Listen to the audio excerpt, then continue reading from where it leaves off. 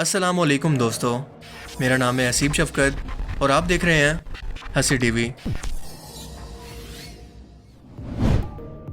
हम जब भी आसमान की तरफ नज़र उठाकर देखें तो एक ना एक बार ये ज़रूर सोचते हैं कि आखिर ये हमारी कायनात कितनी बड़ी है। क्या इसका कोई किनारा भी है? अगर हाँ तो वो कहाँ पर है? और क्या हम आज और मुस्तकबिल के इंसान टेक्नोलॉजी में जितना भी एडवांस हो जाएं, आखिर खला के अंदर कितनी दूरी तक जा सकते हैं? खला के अंदर ऐसा कौन सा बॉर्डर है जिसको हम चाह कर भी क्रॉस नहीं कर सकते? क्योंकि साइंटिस्ट ने अपनी हार को तस्लीम करते हुए आखिरकार कायनात का वो नक्शा तैयार कर लिया है जहां तक हम इंसान या हमारी मुस्तकबिल की नस्लें जितना भी कोशिश कर लें, खला के इस बॉर्डर से बाहर नहीं निकल सकती। और साथ साथ इसकी वजह की भी वजाहत कर दी है कि ऐसा दरअसल है क्यों, और यही सब कुछ हम आज की इस वीडियो के अंदर जानने वाले हैं, जो यकीनन आपके होश उड़ा देगी। हमारी कायनात के फासलों की बात करें तो वो इतने लामहदूद हैं कि इन्हें किलोमीटर्स में नहीं बल्कि लाइट ईयर्स में नापा जाता है। दुनिया की सबसे तेज रफ्तार रोशनी जितना फासला एक साल के अंदर तय करती है, इसे 1 लाइट ईयर कहते हैं, जो एक सेकंड के अंदर जमीन के साथ चक्कर लगा सकती है और एक सेकंड के अंदर 3 लाख किलोमीटर का फासला तय कर सकती है। हमारी मिल्की वे गैलेक्सी तकरीबन 2 लाख लाइट ईयर के डायमीटर के अंदर फैली हुई है, जिसके अंदर 400 बिलियन से भी ज्यादा सूरज हैं। अब जाहिर है कि इतने ज्यादा सितारे हैं तो इसका मतलब है कि मिल्की वे के अंदर हर साल बेतहाशा सितारे पैदा होते होंगे। राइट? रॉन्ग, क्योंकि मिल्की वे के अंदर हर साल तकरीबन सिर्फ 3 सितारे पैदा होते हैं। 95% सितारे जो कि हमें आसमान में इस वक्त नजर आते हैं, दरअसल वो पैदा होकर अब बूढ़े हो रहे हैं और हम इंसान इनके खात्मे के मौके पर मौजूद हैं। इसलिए आहिस्ता आहिस्ता नए सितारों के बनने की तादाद वक्त गुजरने के साथ साथ मुसलसल कम होती जा रही है।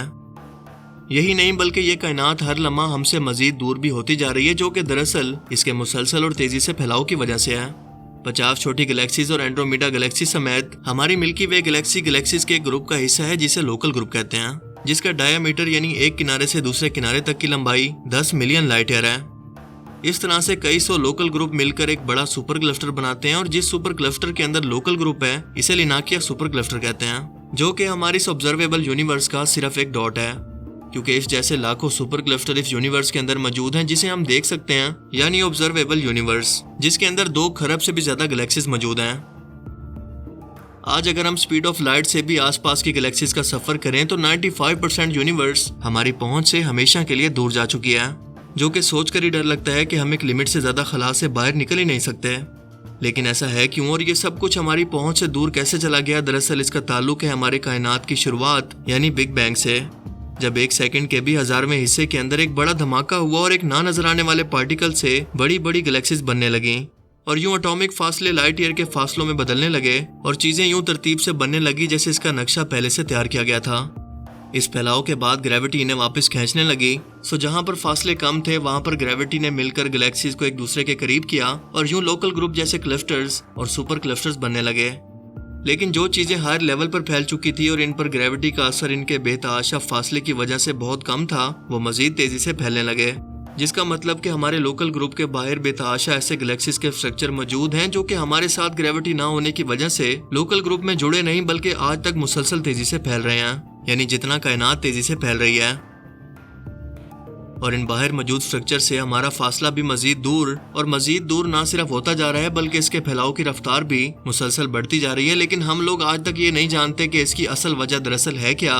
शायद ये डार्क एनर्जी का असर है जो कि कायनात के फासलों को फैलाने की जिम्मेदार है।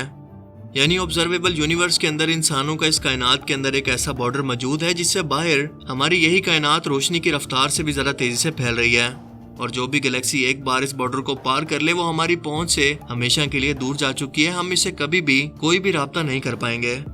तकरीबन 95% गैलेक्सीज जो कि आज तक हम इंसानों ने आसमान में देखी हैं, इस बॉर्डर को अब तक क्रॉस कर चुकी हैं। लेकिन फिर आपके माइंड में ये सवाल पैदा हो सकता है कि अगर वो 95% इस बॉर्डर को क्रॉस कर चुकी हैं तो हमें आज नजर कैसे आती हैं? इसका जवाब है रोशनी की रफ्तार के खला के अंदर बहुत ही आहिस्ता होने की वजह से। दरअसल ये गैलेक्सीज इतना दूर हैं कि हमें किसी चीज को देखने के लिए उस चीज से निकलने वाली जिस रोशनी की जरूरत होती है वो इन गैलेक्सीज से आज हमारी आंखों तक पहुंच रही है।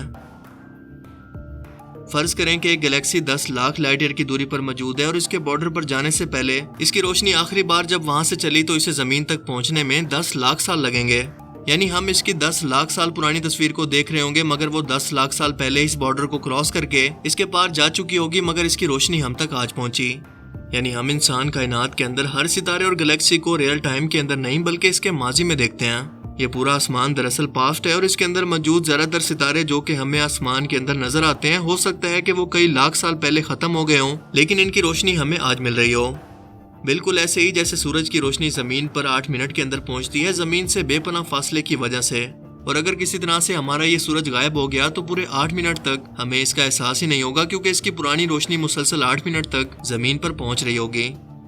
हमें नहीं पता कि इस बॉर्डर के पार की गैलेक्सीज दरअसल दिखती कैसी हैं, क्योंकि इनकी माजी की जो भी लाइट हमारी टेलीस्कोप के अंदर आएगी हम बस उसी को देख सकते हैं। इसीलिए हम इनकी करोड़ों या अरबों साल पहले की तस्वीरें ही देख पाएंगे, क्योंकि अब वो इस बॉर्डर से दूर हैं, लिहाजा हमेशा के लिए हमारी नजरों से दूर हो चुकी हैं।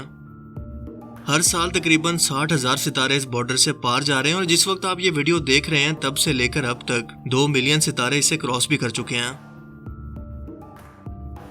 सवाल यह है कि अगर 95% यूनिवर्स हमसे दूर जा चुकी है तो बाकी जो 5% बची है, क्या हम फ्यूचर के अंदर इस तक मुकम्मल तौर पर पहुंच पाएंगे जिसे ऑब्जर्वेबल यूनिवर्स कहते हैं? जवाब है कि नहीं, क्योंकि 18 अरब लाइट ईयर दूर गैलेक्सीज जो कि हमें नजर आ रही हैं वो आहिस्ता आहिस्ता आगे तो बढ़ रही हैं, लेकिन स्पेस के अंदर हमें हमारे खुद के लोकल ग्रुप तक पहुंचने के लिए भी 11 मिलियन लाइट ईयर का वक्त लगेगा।